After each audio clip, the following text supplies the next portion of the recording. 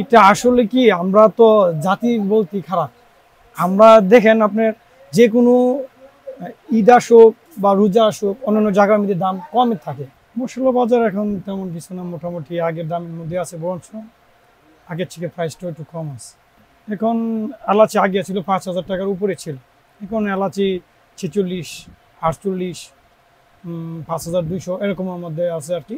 যেমন হাই কোয়ালিটির যেটা এগুলো 5,200 টাকা, তারপর আছে আর একটা হলো আপনার 4800 টাকা, 4600 টাকা এর মধ্যে। তো আগে মাঝখানে একবার আপনি এগুলোর দাম বাইরা বৃদ্ধি হয়ে গেছিলো। তারপর হলো আপনার আছে যেমন জিরা, গত বছরের এই সিজনই ছিল প্রায় 700-720 টাকা, এই বছর 600-620 টাকা। লং আগের মতোই আছে আপনার 1320, 1350। আর তাছাড়া আপনার অন্যান্য আদার যেগুলো মাল আছে এগুলো আগের প্রাইসের মধ্যে আছে, বরঞ্চ অনেক আইটেমগুলোর দাম একটু কমার মধ্যে আছে। এখন এই বছরে বিশেষ করে হইলো আপনার গরুর চাহিদা কিন্তু অনেক কমে গেছে। এখন দেখেন আপনি মার্কেটে আসছেন এক বৃষ্টি, দ্বিতীয়ত আপনার আগের মতো যে কাস্টমারগুলো ছিল মার্কেটে এখন এরকম কাস্টমার নাই, যার কারণে আর কি আপনার আমার মনে হয় বাংলাদেশে তো বুঝুনি যে কোনো জিনিস এমনি একটা গ্রাস হয়ে গেলে এই জিনিস এমনি দাম বৃদ্ধি হয়।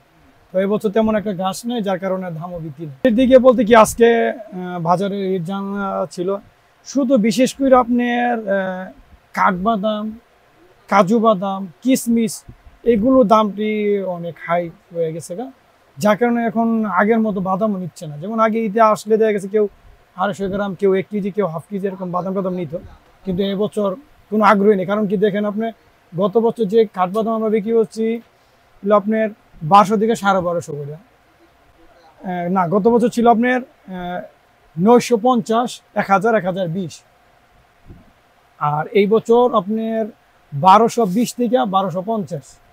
কাজু বাদাম আপনি সবচেয়ে হাই কোয়ালিটি যেটা ছিল বড় জাম্বুটা, ওই সময় ওইটার দাম ছিল গত বছর ছিল আপনার 1220 টাকা থেকে 1250 টাকা, কিন্তু এখন 1700-1750। কিন্তু যে কাস্টমার মাল নিছে আমার তো মনে হয় না যে কোনো কাস্টমার আইসা বলছে যে মশলা বাজার বৃদ্ধি। কিন্তু হ্যাঁ, এখানে একটা জিনিসই বলতে পারি, যেমন এলাচিটা শুধু আপনি যদি একটার দিকে নক দেন এটা তো হবে না। 5টা আইটেমে গেলে তো আপনার বাজারে যান যে কোনো জিনিস 5টা আইটেমের দাম সেম দাম পাবেন না, একটা উপরে উঠবে একটা নিচে থাকবে। তো এখন যদি আপনি এলাচিটা নিয়ে নক করে দেন যে বাজারে মশলার দাম বেশি, এটা তো হবে না। কারণ কি আপনার শুধু এলাচিটার দাম বেশি, আমি তো আপনাকে বলছি যে গত বছর চাইতে কি শুধু এলাচিটা একমাত্র দাম বেশি, তাছাড়া অন্য যে জিনিসগুলো আছে। বরঞ্চ জিরার কথা বললাম যে গত বছর কিন্তু 720 টাকা ছিল, এই অনুযায়ী যদি এই বছর আপনার 620 টাকা হয়, এবং কি কালকে আমি ফোন দিছি আরও নাকি 20 টাকা মার্কেটের দাম কমতেছে, তো এই হিসেবে তো আমার তো মনে হয় অনেক কমই পাইতেছে। এটা আসলে কি আমরা তো জাতি বলতে খারাপ। আমরা দেখেন আপনার যে কোনো ঈদ আসুক বা রোজা আসুক অন্যান্য জায়গার মধ্যে দাম কমে থাকে।